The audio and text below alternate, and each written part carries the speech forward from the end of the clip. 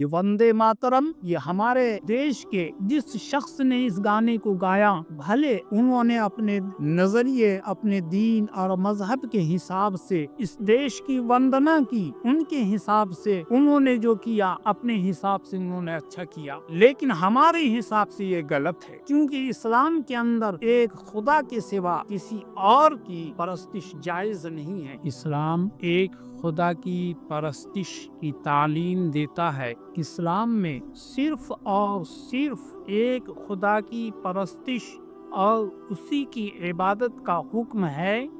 باقی جتنی بھی طاقتور ہستی ہو، مخلوق ہو، اس کی عبادت کا اسلام کے اندر کوئی تصور نہیں ہے۔ اسلام صرف اور صرف ایک خدا کی عبادت کا حکم دیتا ہے۔ یہاں تک کہ تمام انبیاء اور رسولان اعظام جو خدا کا پیغام لے کر اس دنیا میں انسانوں کی رہبری اور رہنمائی کے لیے آئے، ان میں سے بھی کسی کی بھی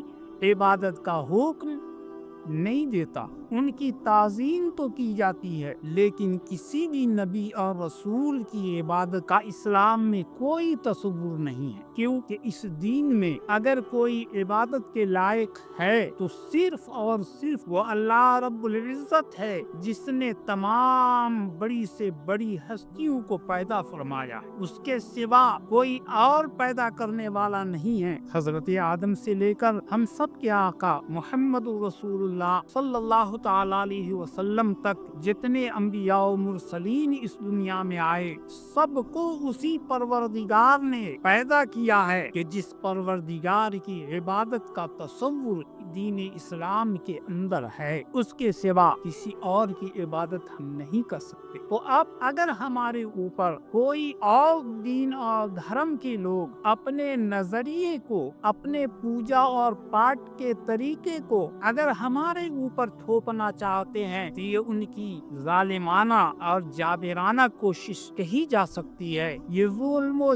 جبر تو ہو سکتا ہے، یہ عدل و انصاف نہیں ہو سکتا ہے۔ یہ بھارت جو ایک لوک تنتر ہے، جہاں ہر دھرم اور مذہب کے لوگوں کو اپنے اپنے دھرم اور مذہب کی تعلیم، تربیت اور اصول کے مطابق اپنی زندگی گزارنے کی پوری اجازت ہے، اس دیش میں اگر کوئی کسی کے اوپر اپنا نظریہ تھوپنا چاہتا ہے، اپنے پوجا اور پاٹ کے طریقے کو لادنا چاہتا ہے، تو یہ ظالمانہ اور جابرانہ طرز عمل ہے۔ اب بتائیے کہ مسلمان جس کے یہاں صرف ایک خدا کی عبادت ہے، اگر اس نے اللہ کے سوا کسی بھی ذات کو اللہ کی عبادت میں شریک کر لیا تو وہ مسلمان رہتا ہی نہیں ہے، وہ مشرک ہو جائے گا، وہ کافر بن جائے گا۔ اور یہی اسلام کا بنیادی عقیدہ ہے، لا الہ الا اللہ، یہی اسلام کا بنیادی نظریہ ہے،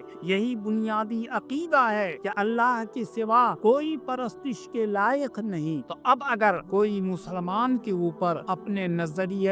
شرک کو، اپنے نظریہ عبادت کو مسلمان کے اوپر لادنا تھوپنا چاہتا ہے، تو گویا کہ اس مسلمان کو اس کے دین سے برطرف کر کے اس کو شرک میں مبتلا کرنے پر وہ شخص آمادہ ہے۔ یہ وندے ماترم یہ ہمارے دیش کے جس شخص نے اس گانے کو گایا، بھلے انہوں نے اپنے نظریے، اپنے دین اور مذہب کے حساب سے اس دیش کی وندنا کی، ان کے حساب سے انہوں نے جو کیا اپنے حساب سے انہوں نے اچھا کیا، لیکن ہمارے حساب سے یہ غلط ہے، کیونکہ اسلام کے اندر ایک خدا کے سوا کسی اور کی پرستش جائز نہیں ہے۔ وندنا ہم اگر اس دیش کی کرتے ہیں، عبادت اگر ہم اس دیش کی کرتے ہیں تو ہم مشرک ہو جاتے ہیں، ہمارا عقیدہ توحید جو ہے ٹکرا جاتا ہے۔ اس لیے کسی بھی مسلمان کو وندے ماترم اور اس کے آگے کے جو کلمات ہیں ان کا گانا، ان کا پڑھنا، خود گانا، اپنے بچوں کو پڑھانا، اپنے بچوں کو سکھانا، اپنے معاشرے کے لوگوں کو سکھانا، یہ ناجائز ہے، یہ حرام ہے۔ اب بتائیے کہ جس دھرم میں صرف ایک خدا کی پرستش کا حکم ختم ہو۔ کیا ہم محض اس بنیاد پر کہ اس دھرتی پر ہم رہتے ہیں ہم اس زمین کو سجدہ کریں، ہم اسے اپنا معبود بنا لیں، ہم اس کی وندنا یعنی عبادت کرنے لگے؟ یہ تو سراسر غلط ہے۔ ہاں، جو لوگ ہر چیز کی عبادت کرتے ہیں، جن کے یہاں کسی کی عبادت کا کوئی اصول ہی نہیں ہے، ضابطہ ہی نہیں ہے، وہ جس کو چاہیں اپنا پوجیں، جس کی چاہیں عبادت کریں۔